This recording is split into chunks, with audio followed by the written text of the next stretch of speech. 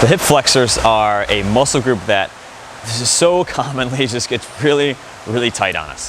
Whether it's the muscle actually shortening, scar tissue, whatever it is, the joint capsule itself, we need to have this ability to get our leg behind us. And if we don't have this, it's gonna make squatting, running, Olympic lifting, CrossFit, it's gonna really any activity you wanna do, even walking, it's gonna make walking more challenging and less efficient, right? The reason why is, when I'm walking or running, I step here, I'm storing energy. The moment my leg gets behind me, bam, now I start releasing this energy. And if I don't have that extension, that leg behind me motion, then I'm gonna be losing a lot of, first of all, you're gonna be just not using your body the right way. You're gonna be wasting energy.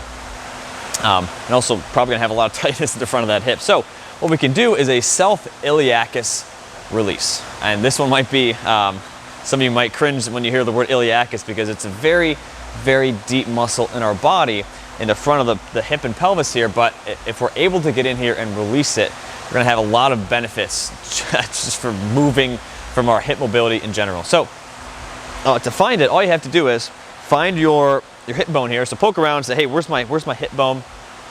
Find the hip bone and dig in there.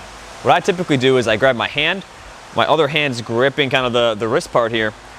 I'm pushing in with this kind of rotating in this way, and then I'm actually assisting it with the other hand. But if you go too far down more here, you're gonna feel a band. That's called your inguinal ligament. Don't touch that.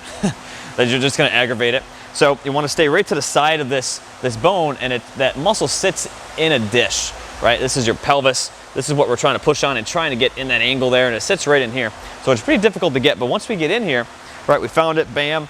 When you push on it, you can be laying down. I'm just gonna do it standing up, but you should probably feel, wow, this really, really sucks. And all I want you to do is raise the hip up and back down. We're coming up, back down. If you don't feel anything, hey, move that hand around a little bit. Same thing, just have my fingers here, my hands, other hands right on my wrist. All right, I'm grabbing my hand in the back of my hand, bam, and we're pushing back down on it. So we're here, coming up. I don't feel much on this side. Should we do this side? Oh, that's much worse, okay. So also on yourself, hey, make sure you're doing both sides. And if one side is really, really tender, spend some time over there. You're doing this for about 2 minutes. You can be elevated if you want. You can actually go into some of this hip extension force. I recently released mine, and I can automatically feel my glute firing so much more efficiently. So guys, if you're like, hey, I've never been able to activate my glutes. I do bridges all day. I got no activation.